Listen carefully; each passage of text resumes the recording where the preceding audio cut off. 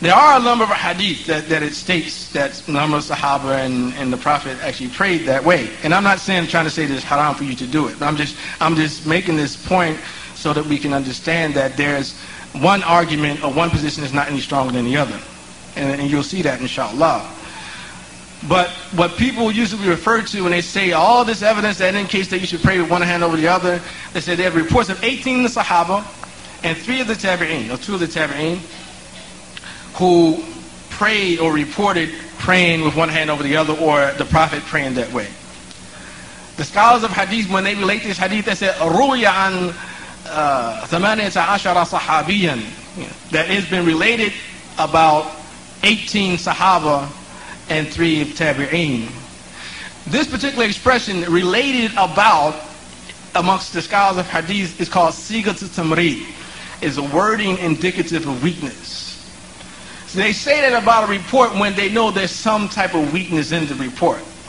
So when you look at books like Imam Shawkani's Nail al-Awtar, and then more recent scholars who've written on the subject like Mukhtar al-Dawdi, Shanqiti, that you find that every single report about that clasping one hand with another it has some type of weakness in it, except for 2.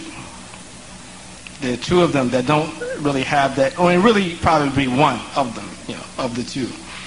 And one of them is in Sahih Muslim, one of them is in Sahih Bukhari. Basically what I'm saying is, anytime you read a hadith and it says the Prophet prayed one hand over the other, unless it's in Sahih Bukhari and Muslim, it's weak. That's what I'm saying to you. And that's a well-established fact. One of them is in Sahih al-Bukhari, and in that particular narration, it says, كان الناس يؤمرون أن يضعوا أيمانهم على شمائلهم في الصلاة.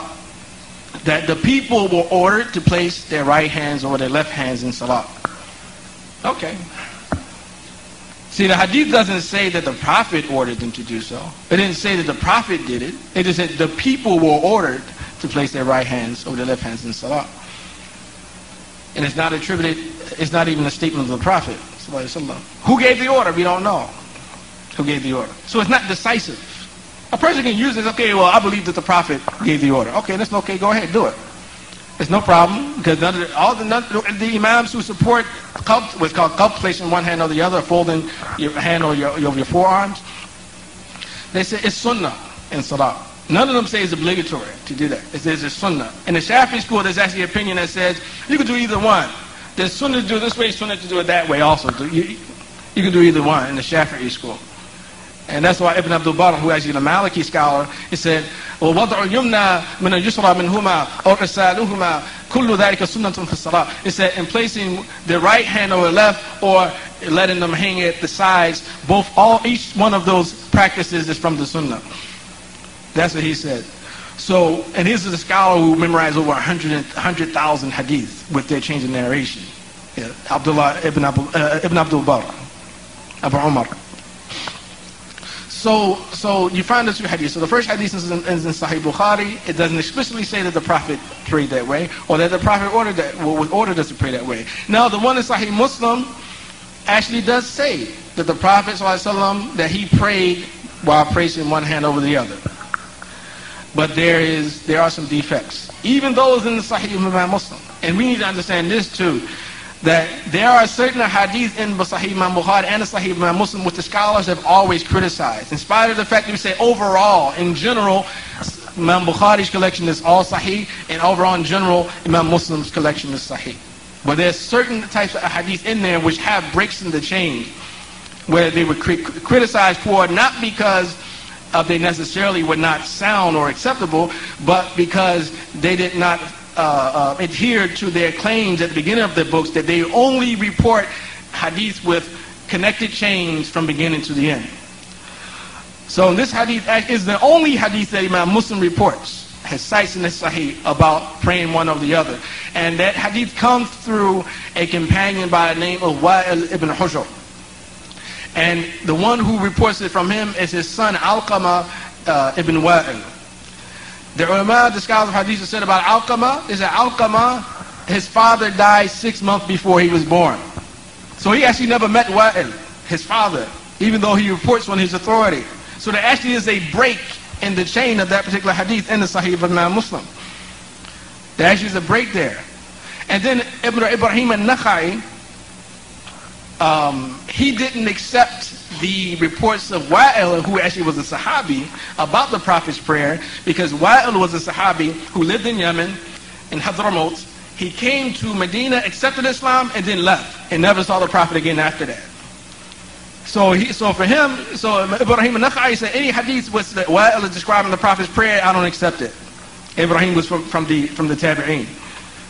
And this is all, it's in Sahih Muslim, you know. So this is one aspect of sort of weakening the argument of those who argue for qaf. But on the other hand, you have, with regard to support the position of those who pray with their hands at the sides, there's a scholar known as Ibn Abi Shayba, and he has from the Tabi'een, he has a collection, a hadith collection called the Musannaf, the Sunnah of Ibn Abi Shayba. And in that particular collection, he has an entire chapter that he states those who used to pray with their hands at their sides. And this actually debunks the claim that Imam Malik only prayed that way because he was he was hurt, he was tortured. But he lists amongst the people who prayed with their hands at their sides, Ibrahim al-Nakhai, the one I just said to you, Al-Hasan al-Basri, he mentions Al-Hasan also. He mentions Sa'id ibn Jubair, Sa'id ibn Musayyab also, who is considered to be the most knowledgeable of the Tabi'een.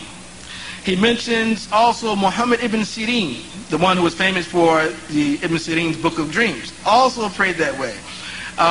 He mentions Abdullah ibn Zubair, the grandson of Abu Bakr as-Siddiq. He mentions also Abdullah ibn Zubair.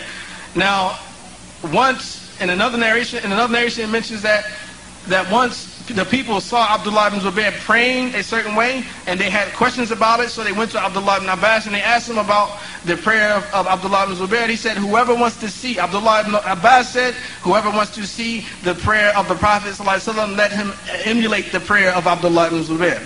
And Abdullah ibn Zubair, he learned his salah from his grandfather Abu Bakr as-Siddiq, was given the impression that even Abu Bakr may have prayed with his hand at his side.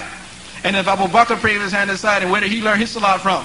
You know, from the Messenger of Allah sallallahu alaihi wasallam. So there's enough indication that even the Prophet sallallahu alaihi wasallam prayed that way. The Shia, all of them pray with their hands at their sides. Not to make them a proof, but I'm just saying that there is some strong basis for this understanding of praying with your hands at the sides. Imam al-Awza'i, he said that, pray with like this or pray like that is okay. From the Tabi'een. Imam Sufyan al-Thawri, Adi ibn Hatim, Ibn Jurayj. These scholars from the Tabi'een, they all reported they pray with their hands at their sides. So the point at the end of the day is that no way is stronger than the other.